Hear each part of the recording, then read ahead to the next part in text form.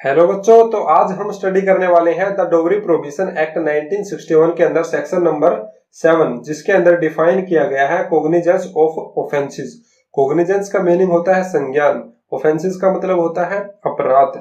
अब आपको पता होना चाहिए कि कोग्निजेंस की डेफिनेशन क्या होती है। अब संज्ञान तो हो गया इसका Hindi meaning, detail knowledge about और अंडरस्टैंडिंग ऑफ समथिंग, किसी भी बात के बारे में आपको उसका संपूर्ण ज्ञान होना, तभी आप उस एक्ट के या फिर उस ऑफेंस के अगेंस्ट में कोग्निजेंस ले सकते हो। अगर आपको किसी चीज का संपूर्ण ज्ञान नहीं होगा तो आप कैसे उस चीज के अगेंस्ट में संज्ञान ले सकते हो, कोग्निजेंस ले सकते हो। या फिर हम इसे बोल सकते हैं becoming aware of the alleged commission of an offence. किसी भी जो ऑफेंस हुआ है या फिर कोई पार्टी है जो जिसने किसी के ऊपर एलिगेशन लगाई है, तो आपको उस जो ऑफेंस है उसके पूरे के पूरे तथ्यों के बारे में, फैक्ट्स के बारे में जानकारी होना, तभी हम एक अपराध के अगेंस्ट में कोग्निजेंस ले सकते हैं।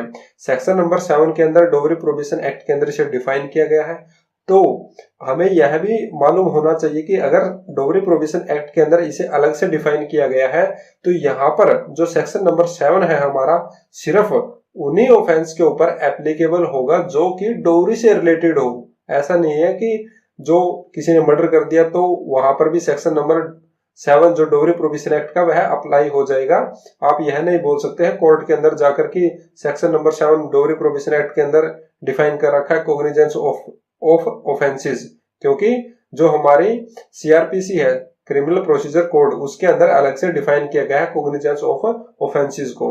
ठीक है, तो जो हमारी सीआरपीसी है वह अप्लाई होगी वहां पर। यह अप्लाई होगा सेक्शन हमारा सिर्फ डोगरी से रिलेटेड कोई भी अगर ऑफेंस होता है तो। अब बात करते हैं कि जो हमारा कोग्निजेंस ऑफ ऑफेंस है, सेक्शन नंबर 7 है, उसकी डेफिनेशन में क्या दिया गया है। Not with standing anything contained of criminal procedure code 1973, जो हमारी क्रिमिनल प्रोसीजर यानी दंड प्रक्रिया संहिता 1973 है, उसमें किसी भी बात के होते हुए भी। अब क्या है, यहाँ पर जो क्लोज दे दी गई है, क्लोज ए जो हमारा है उसके अंदर डिफाइन किया गया है no court inferior. No court, कोई भी कोर्ट जो इन्फीरियर नीचे हो, कौन सी कोर्ट से, to that of a metropolitan magistrate और a judicial magistrate of the first class shall try any offense under this act। तो अगर इस एक्ट के अंदर कोई ऑफेंस होता है, यानी डोगरी से रिलेटेड अगर कोई भी अपराध होता है, तो मेट्रोपोलियन मैजिस्ट्रेट से नीचे या फिर जुडिशियल मैजिस्ट्रेट से नीचे, फर्स्ट क्लास जो होते हैं जेएमआईसी जिन्हें हम बोलते हैं जुडिशियल मैजिस्ट्रेट फर्स्ट क्लास, उनसे नीचे कोई भी इस तरह के अपराध के अंदर संज्ञान नहीं लेगा। अब आता है हमारा clause B, no court shall take cognizance of an offence under this act except upon. जो क्लोज बी है उसके अंदर यह बोल दिया कि कोर्ट है वह कोग्निजेंस नहीं ले सकती है ऑफेंस का, कब और क्यों, तो वह हम आगे स्टडी करेंगे। क्यों कोर्ट जो है वह कोग्निजेंस नहीं ले सकती है और कोग्निजेंस लेगी तो कब लेगी। इट्स आउट नॉलेज और ए पुलिस रिपोर्ट, उसको खुद संज्ञान में आनी चाहिए बात, तब वह कोर्ट है जो हमारी कोग्निजेंस लेगी अपराध के ऊपर, या फिर किसी पुलिस रिपोर्ट के द्वारा पता चले कोर्ट को कि ऐसा अपराध हुआ है। ठीक है, सेकंड आ गया हमारा a complaint by the person aggrieved by the offence और ए पेरेंट और other relative of such person, या फिर कोई कंप्लेंट मूव की गई हो किसी भी कंप्लेनेंट के द्वारा, एग्रीव्ड पार्टी के द्वारा, जो पीड़ित है जो विक्टिम है उसके द्वारा कोई कंप्लेंट दी गई हो ऑफेंस की, कि उसके साथ ऑफेंस हुआ है, किसी ने उससे डोगरी मांगी है या फिर उसको प्रताड़ित किया है डोगरी के लिए। ठीक है, तो जो इस तरह की चीजें हैं वह होनी जरूरी है, तब हमारी जो कोर्ट है वह कोग्निजेंस लेगी। या फिर एग्रीव्ड पार्टी के अलावा कौन होना चाहिए, पेरेंट होने चाहिए या फिर उसके रिलेटिव होने चाहिए, जो व्यक्ति एग्रीव्ड है या जो व्यक्ति जिसे हम बोलते हैं कि पीड़ित है।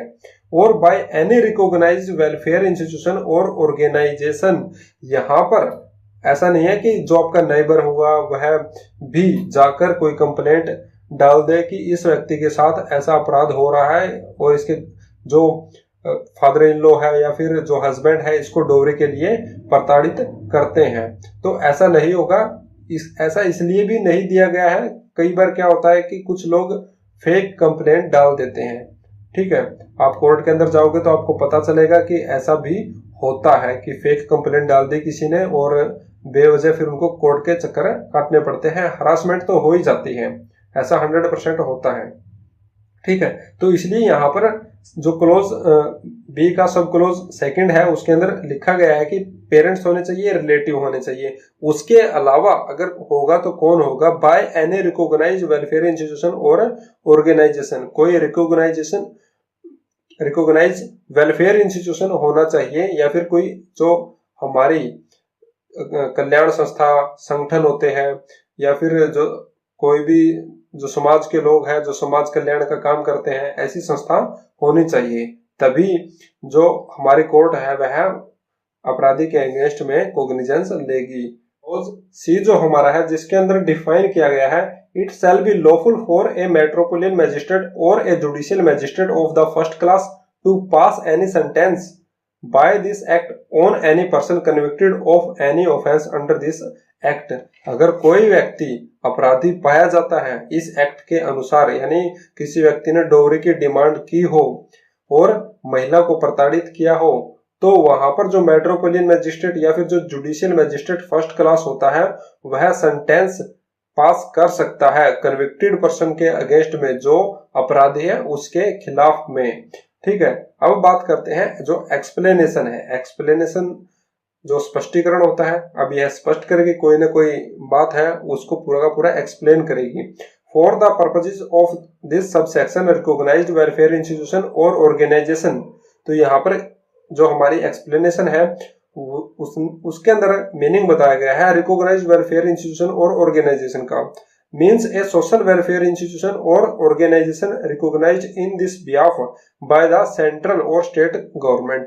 अब यहाँ पर पहले हमने जो हमारा बी का सब क्लोज सेकंड था उसके अंदर हमने स्टडी किया था रिकॉग्नाइज्ड वेलफेयर इंस्टीट्यूशन और ऑर्गेनाइजेशन।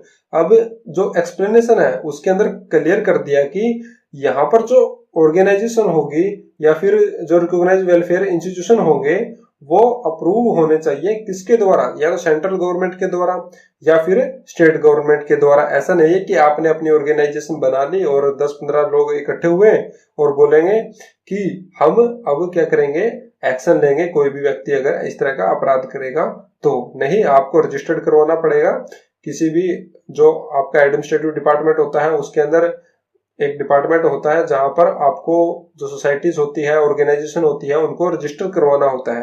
तो वहां पर आपको रजिस्ट्रेशन करवाना पड़ेगा अपना, तभी ऐसा माना जाएगा कि आप स्टेट गवर्नमेंट के द्वारा रजिस्टर्ड है और या फिर कोई ऑर्गेनाइजेशन आपने बनाई हुई है। ठीक है, अब आता है जो हमारा क्लोज 2 है।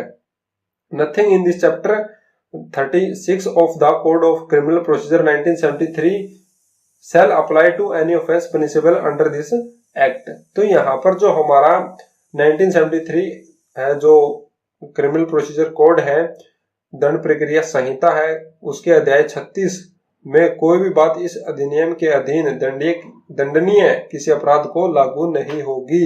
यानी कोई भी बात उस अधिनियम की इस अधिनियम पर लागू नहीं होगी।